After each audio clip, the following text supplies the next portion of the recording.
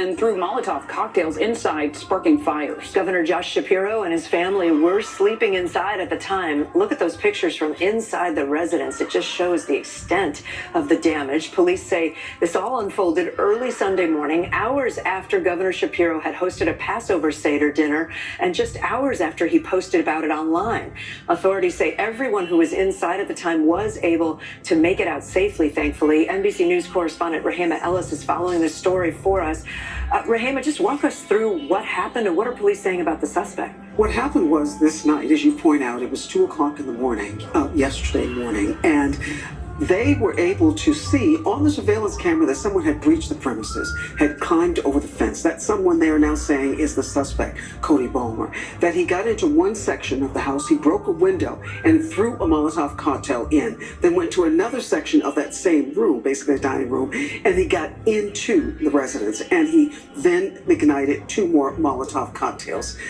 One of the things we're hearing, and in the affidavit it says, that this suspect told police that he walked an hour from his home to the governor's mansion in order to do this, that he was intent on doing this. He was asked what would he have done if he had come across the governor that night. He said that he would have beat him with the hammer if he had gotten into the home and found him. There are shades of what happened with Nancy Pelosi's husband out in California. It's just reminiscent of that kind of thing. Yeah, and we heard strong remarks from Governor Shapiro over the weekend. What is he saying about all this? He's defiant. He's upset, as you might imagine. His wife and his children were in that home. A fire was set in the home where he was with his family, but he's also defiant. Take a listen. This kind of violence is becoming far too common in our society. And I don't give a damn if it's coming from one particular side or the other. It is not okay. And it has to stop. We have to be better than this.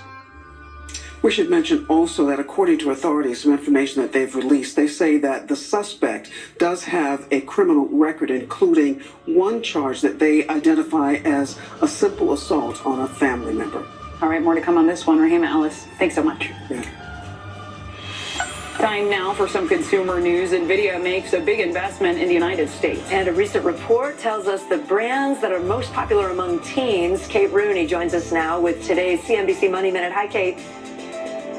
Hi, Kate and Zinkley. So we'll start with NVIDIA announcing today that for the first time it will begin building AI supercomputers entirely in the U.S. The graphics chipmaker added that its Blackwell chips have started production in Arizona, and over the next 4 years, the company says it will produce up to $500 billion in infrastructure in the U.S. It does come a day after President Trump said there would be tariffs for chip imports.